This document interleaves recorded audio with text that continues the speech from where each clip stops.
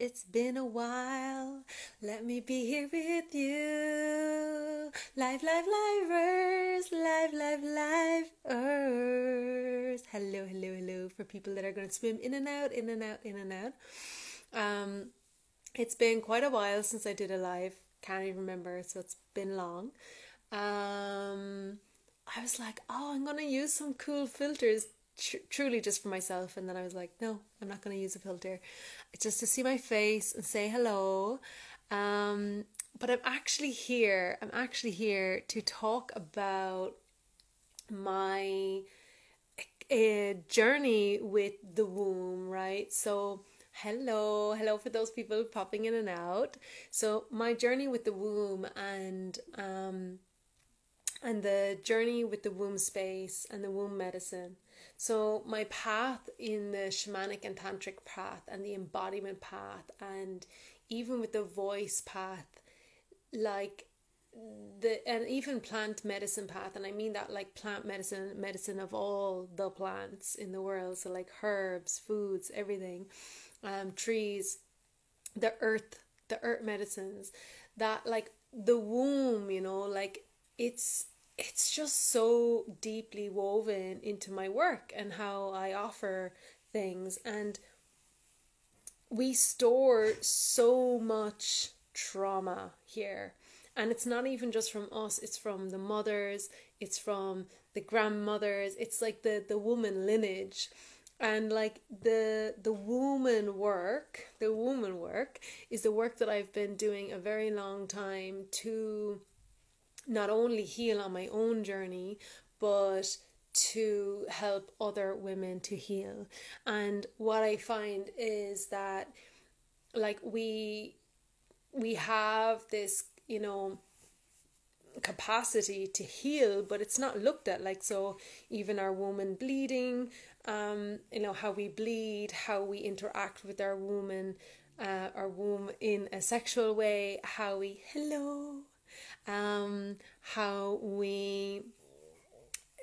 how we move through our day, how we move through our business as a woman, how even if you have a womb and a physical womb, or you did have a physical womb and you have a vulva, how you are in the world, how you're treated in the world, and how you're treated amongst family, friends, like it's all related to, like, we all as a human body have a relationship to this earth and to the human race. But when we actually kind of step back and we kind of get a bit patriarchal view on it, it's like, oh yeah, but being a woman has been actually really, really hard.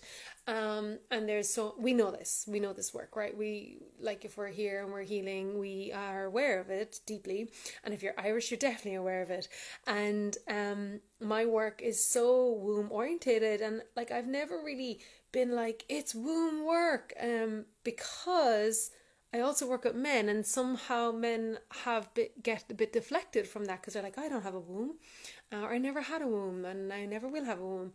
But you came from a womb, and you will, if you're interested in a woman, you will enter a woman or engage with a woman, or even in friendships or relationships. So no matter what, like, we are each other's mirrors and healers and receivers and givers. So it's great to connect in with what a womb is. And when a man body with a penis connects in with the womb of himself or their selves or itself, then they can actually start to really understand their feminine, their true feminine, and then they can connect more with the world, with the nature, with the human race, with community, and maybe if they're interested in other women in a different way. So womb work is literally so important. The divine feminine work is super important. And why am I talking about all this? So it's a bit more predominant at the moment because I facilitate a workshop every week on Deb Stanley's 4 Seasons Womb Awakening Apprenticeship. Ugh, a lot of words. And there it's just beautiful. It's an international community, and I'm part of it as well. It's womb shaman work. That's the apprenticeship, and there's so much magic in it. It's beautiful. It's so nice to be in that container with everyone. But I'm also facilitating in that container, and so we're talking about wombs a lot because that's the like predominant thing.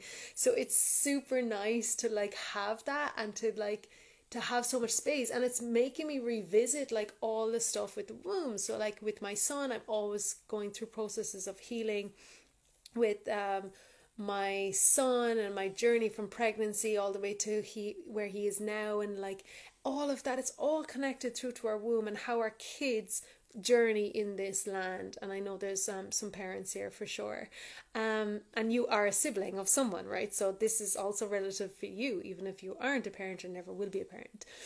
And then there's the being a mother, and being also a sibling. So I think of like my own mother and her mother, and like, oh, that journey of the womb, and like, you know, how we carry stuff down. It's so important that we really acknowledge that space. And like, even another thing that's popping up is like the way we treat our body in the womb with like, say, chemicals and menstrual products and all these things, like everything. Those things for me have always been really big, and like I would only ever use organic things or natural reusable products, or I wouldn't use a pharmaceutical pill, for example. I haven't engaged with that in a long time. And so there's a lot of these things that are just so normalized. Even in the spiritual community, people are still engaging with these things that are super unhealthy. And I just want to flag them. They need to be looked at. We need to bring them into the light, and we just need to be like, this is a problem, because that is still not giving womb empowerment. Because when we give our womb full empowerment, if we give our womb full empowerment, we really have to listen. Like you can't just deny. You can't just deny that, you know. If anyone's feeling me, by the way, do send hearts and a oh my god, this is like real vibing with you right now. But like, it is actually like the womb journey is the nearly most important, I'm going to turn off this other speaker here, really important journey for us. And it doesn't stop there. So when it comes to sexuality, like, why do so many women struggle with having enjoyable sex, having orgasms, having pleasure? It's like, here we go again. Womb trauma, body's constricting, the body's not open, the womb isn't open, the vulva's not open. So we have all these layers just with sexuality, and then we have all this struggle with relationships because we're not being authentic in our sexual communication. So like, each part of this is so big. And yeah, take a moment. Give some ming down to my wombing. And then to be able to voice it like from here, you know, to be able to be like, this is my womb fucking wants this, and my womb fucking wants that. And, you know, it's entitled to have this space, and it's entitled to rest, and it's entitled to be nourished, and it's entitled to be understood. Especially, like, I'm going to point this out fully, even though I have a conscious partner, like, I still have to remind him of the things, I still have to remind him of the things, like, I'm bleeding, and then when I'm not bleeding, I'm cycling. I'm in the, like, I'm always on a cycle, a menstrual cycle. I don't just stop the cycle and then bleed, you know. It's like, there's something always churning that in a man, they have a different system. There's stuff happening, but not in the same capacity as a woman. So we kind of have like this extra bag full of stuff that, like, you know, men bodies don't really understand. And it's up to us to really push it out. Like, and I've heard this so many times with women in business. They're like, oh, you know, we should be entitled to another day or time off when we bleed and and longer breaks. And I'm like, you have to mention this. You have to stand up for it. You have to. There's no other way. Like, men are never going to do it for you, really, because they don't have to. It's not their responsibility, really. Your body is not their responsibility. that's hard to remember and own as a woman, because we love to put responsibility, if we are in shadow, on other people and say, oh, I didn't take my space for my womb. My womb wasn't honored. No, we left it not be honored. And like, I can vouch for that in the sexual context, because I'm also so open and comfortable talking about that conversation.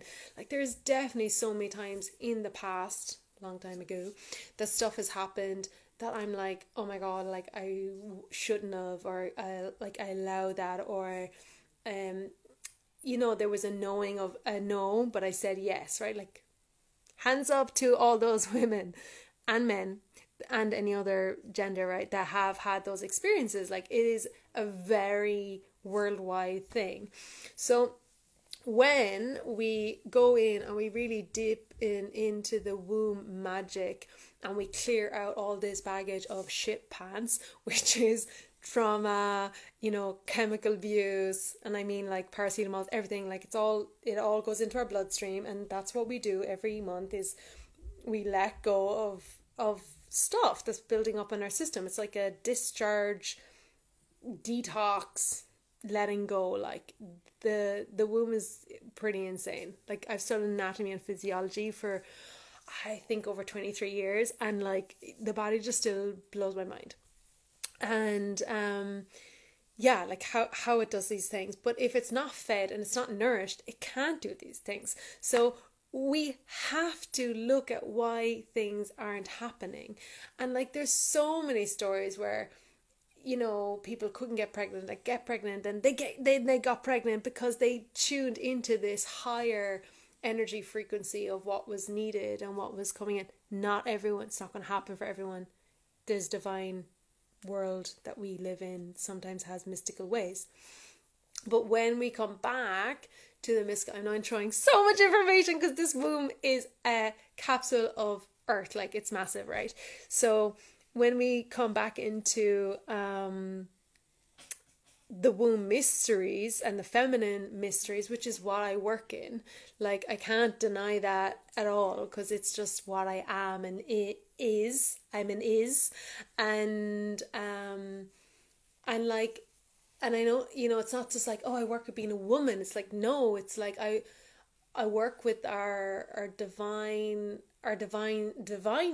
and that is the divine feminine, divine masculine. That's the tantric path.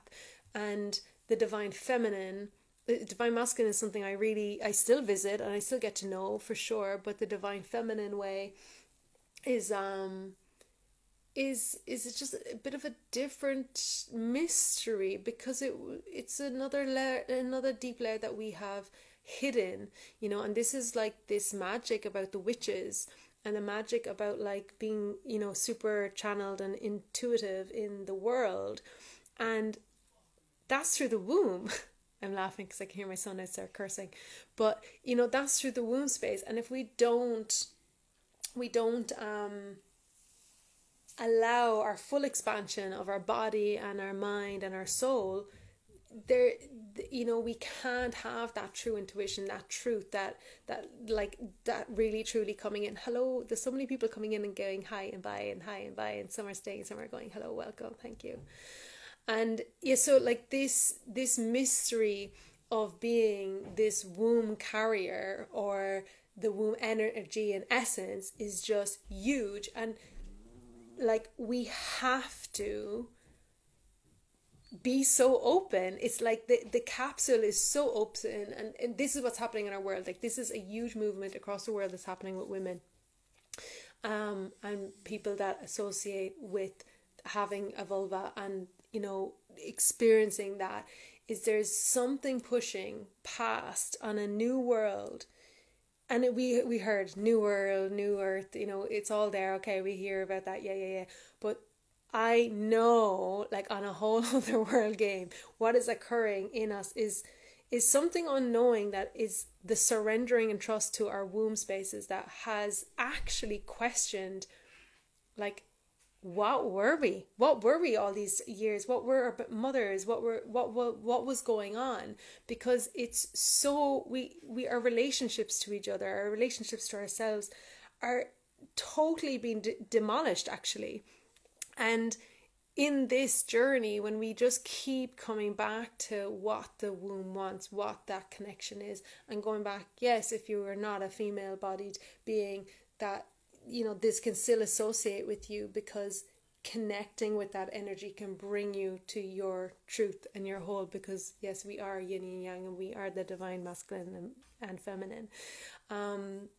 So it is such sacred medicine. And I suppose I will be with this the Womb Awakening Apprenticeship for another 10 months, so it's beautiful, and you know, probably going to be teaching on it next year as well.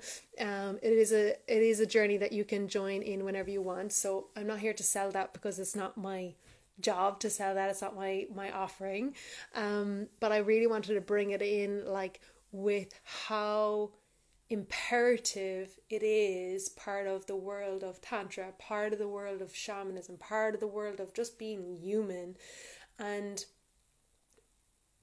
to, like, you know, we hear this word sovereignty a lot, and it's like, yeah, like, you have to be sovereign, you have to listen to all parts of ourselves, and the womb that is not awakened is not being honored, and it's not what's the word, it's not able to communicate with you. So I think of this, like, in this moment, like, you know, I work with animals a lot as well, wild animals as well as domesticated animals, and I was thinking about, like, when you put a wild animal actually in a cage, it's not gonna just go, hey, oh, you're human, I'm gonna just hang out with you, and I'm gonna be lovely, and I'm gonna be cuddly. No, like, a domesticated cat over decades and generations and generations and generations has imprinted a way of being with human. Human is okay, human is safe, because not all cats are safe. And what happens in that is that, you know, when people say, oh, but you can't leave a domesticated dog out, it won't survive in the wild, and it's like, well, actually, it can be reintroduced into the wild, and it could survive in the wild, but it will need time to reintegrate itself into that wild space. And it's actually what we're doing in our womb space. Our womb has to be rewilded, and, you know, the wild womb, you know, maybe you can think like, oh, a baby has a wild womb. I wouldn't fully agree, because generations and generations and generations before that baby was born, if all those wombs before them landed in, this is a bit of a mind blower even that I'm landing this in right now, by the way. I love when those come through, that they actually have all that. That's why, this is why it's like we have lineage clearing to do, and we have to do the mother and the grandmother's work, and this is why we do this work, so the work doesn't have to continue after us, right? We only do as much as we can possible. So it is actually amazing. It is actually amazing, like, this energy with how in a rewilding of the womb takes this voyage of understanding in our head. No, just doing a few workshops, or doing some things, or, you know, just coming off chemicals for a year, or this and this. It's like the womb is sedentary, is that the word, or reclused so much, actually. Like, it could take generations for it to be fully, like, expanded to the point of expanded, because to rip off all those layers in a short space of time is going to be treacherous and really hard. I'm not going to sugarcoat it. Like, it isn't easy, and you need bravery, and you need courage, and you need to be ready, you know. And maybe you're not ready, and that's okay. Like, we all have a different path. So if your womb is already quite rewilded from your mother, for example, you know, or your mother's mother, somewhere along the line, the chances that some bit of crap has been taken out of your body system that allows you to start opening things up. Hiccups, which I'm going to take as a sign to clock in and clock out. clock in and clock out. So that is what I got to do. So this was me sharing some serious womb wisdom and wombing time. And for those who catch the replay, feel free to DM me, comment. I just wanted to, like, the wombing, the feminine wisdom, the womb wisdom. What else do we call it? The womb awakening, the blood mysteries, the dark mysteries, the mysteries of the womb, the woman mysteries. And this is my work, and a little bit more that you can get to know. Thank you, Anya. Lovely to see you and have you. Thank you. Big hearts to you.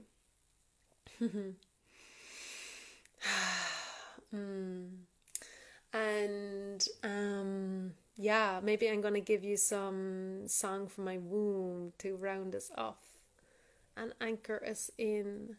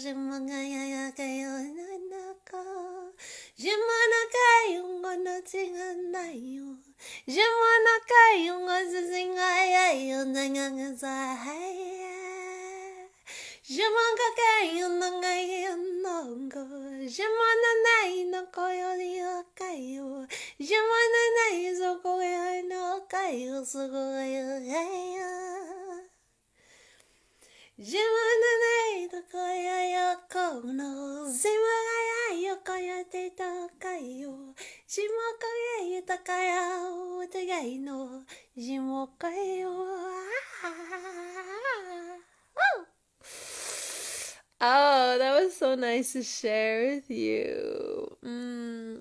So those of you that do know me or don't know me, a lot of my songs are channeled in the moment. I love that. I love it. I really love this one. I'm definitely going to revisit it and enjoy it again. Thank you, everyone. It's been really lovely to be here for a live. So nice to be here with a live. So nice to be with my hair and on the live. And I will catch you for another live as well. I went live in my Facebook group, so if anyone is interested, my Facebook group is linked in the link in the bio. And I will hopefully post this, all going well. Sometimes that just doesn't happen, and if you caught the live, you are just lucky enough to be here. But yeah, I have a different live in my Facebook group. Join my newsletter. I'm available to work for one-to-one, and I have some group stuff happening. I have some magical group stuff happening. We got off a call earlier with some cool stuff, so yeah, I look forward to telling you about that. Stay tuned. Big loves. Gra.